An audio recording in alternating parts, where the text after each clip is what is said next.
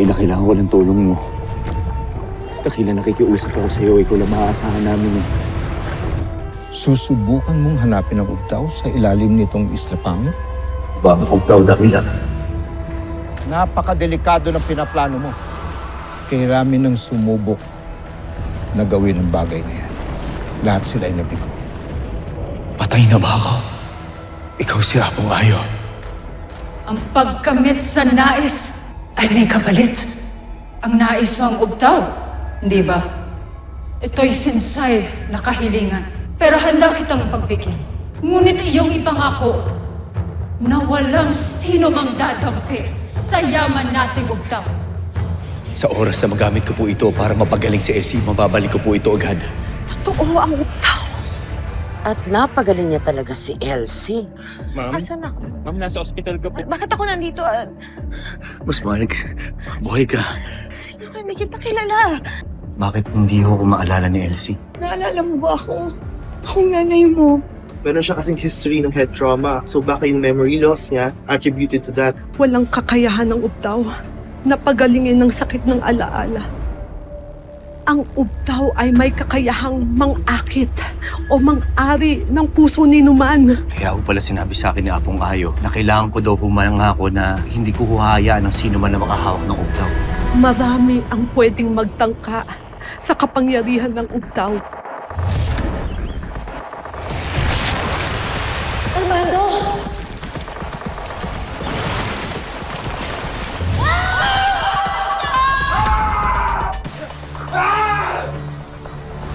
So ang sinasabi niyo ni Inocencio, yung mga to na sumugod sa presinto, mga atubaw sila?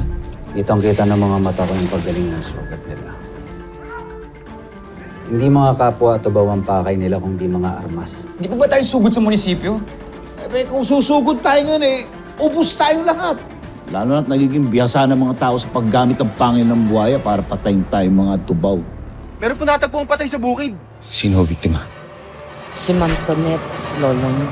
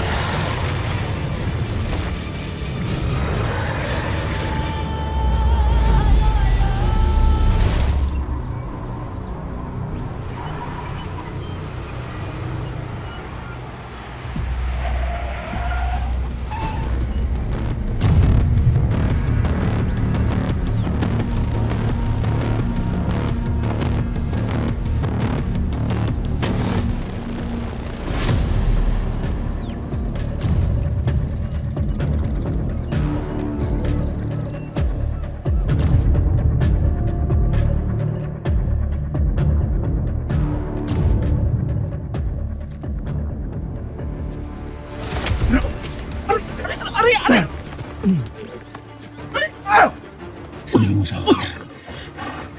Kasama ka sa mga nakuha ng katabaw. Ano ba sasabihin mo? Wala akong Umamon ka! Munti kayo ng mga patay babaeng mahal ko.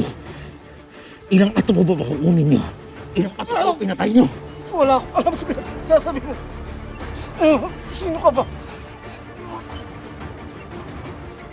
Bangkil! Bangkil! Bakit ko nananapin? Akala ko mabait kang tao. Hoy! Anong ginagawa mo sa asawa ko? Sinusundo lang naman niya ako kasi pupunta kami ng ospital, ah!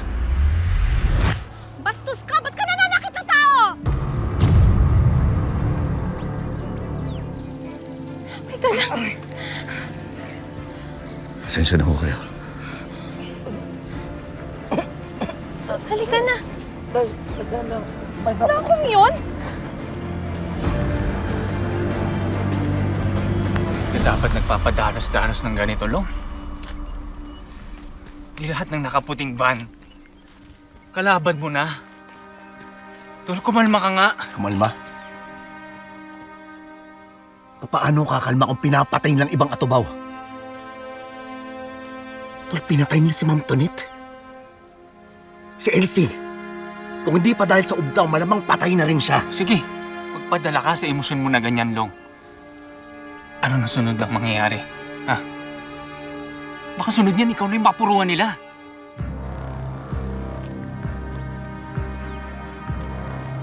yun ang kinakailangan para makaganti ako sa kanila. Hindi yun ang kailangan natin gawin, Long. Ang kailangan natin, makapagplano tayo ng maayos. Dahil yun ang gagawin ng lolong na nakilala ko nun.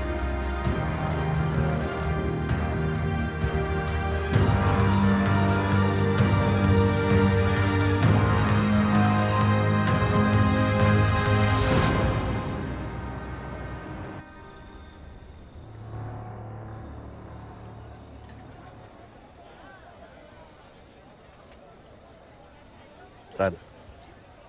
Ang basura mo? Okay, dyan mo naman na yun sa tabi, boss. Sige.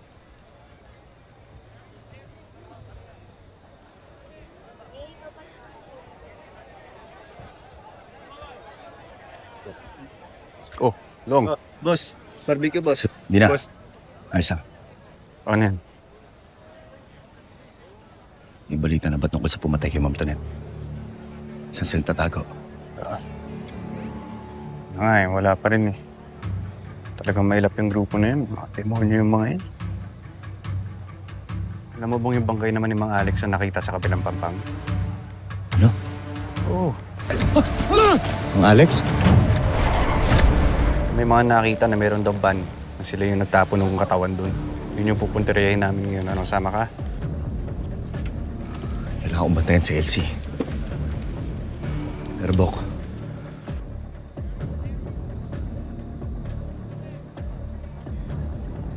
sa oras na malaman niyo kung saan sila pupunta, sabihin mo agad ako, ha? Oo. Oo, sige, sige. Huwag kang mag-alala. Ikaw una akong sasabihan. Salamat. Sige.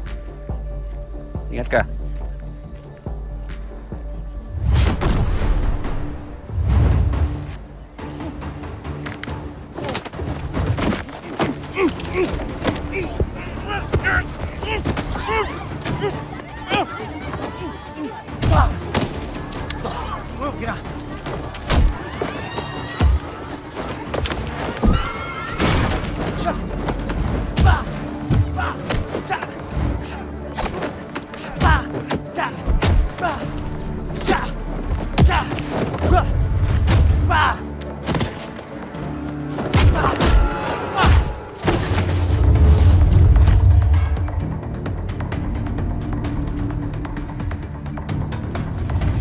Kayo yung mga katubaw na sumugod sa presinto, di ba?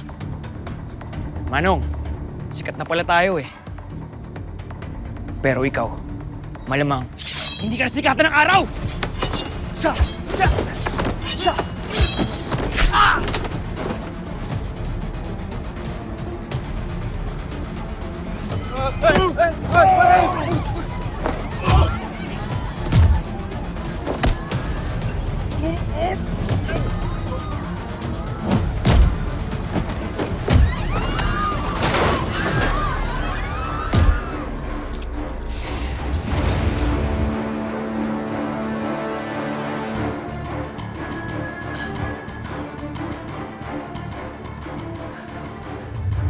Isa ka ring atubaw?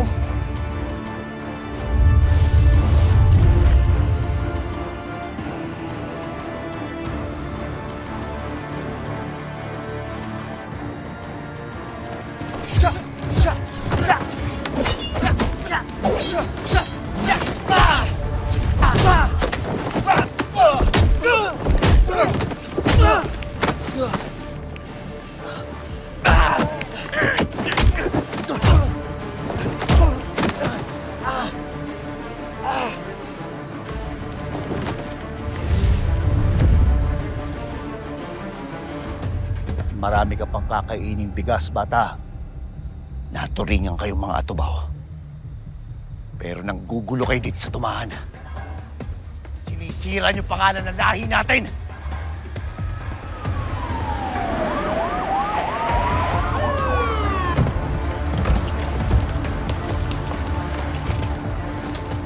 Manong, dehado na tayo. Hindi pa tayo tapos, Lolong. Kilala mo ko. Tayo na.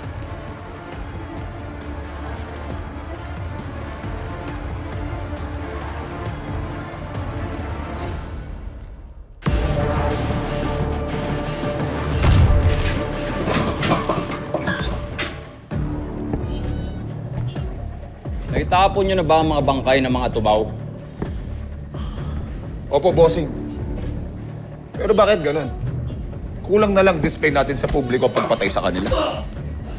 Dati naman hindi kanya napag-dispatcha natin. Hindi natin sinusunog, nililibing natin na walang makakakita. Para makapagbigay ng mensahe sa lahat ng papalag sa atin.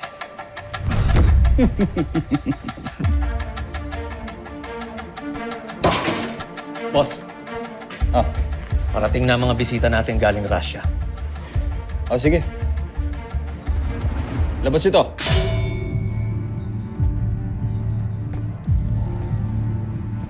At ito.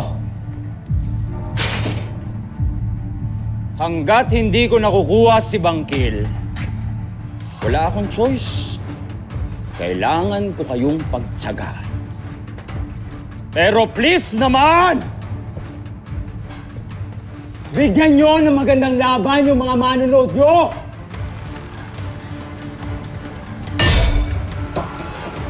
Bilis! Tara! Bilis! Bilis!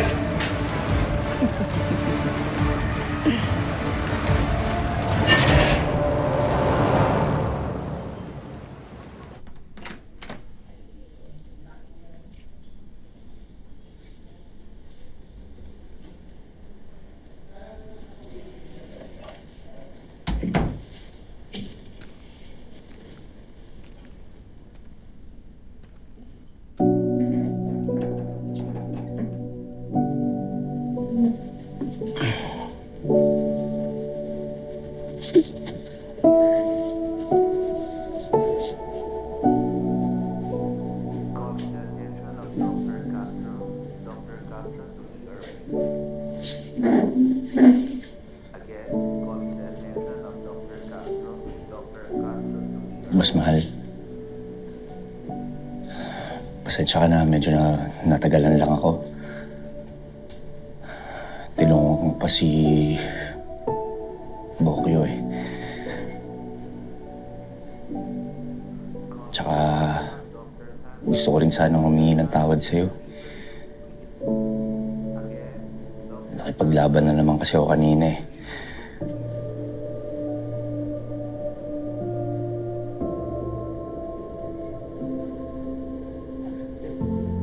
Alam ba, Boss Mal,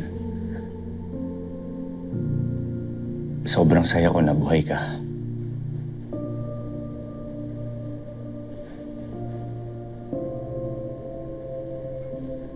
Kaya lang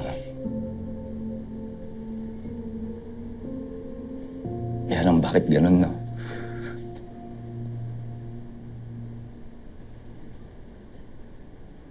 Ibinalik ka nga sa akin, kaya lang hindi mo naman ako maalala.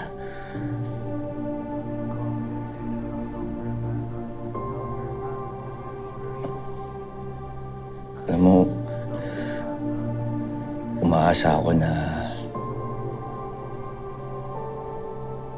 kahit na wala ako dyan ngayon sa isip mo,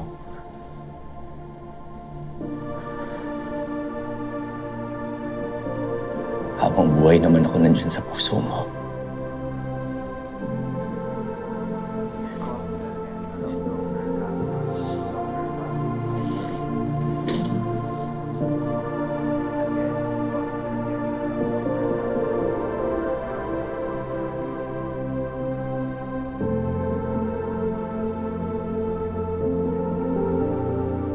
Anong ginagawa mo? Mas mahal. Sino ka? Anong ginagawa mo?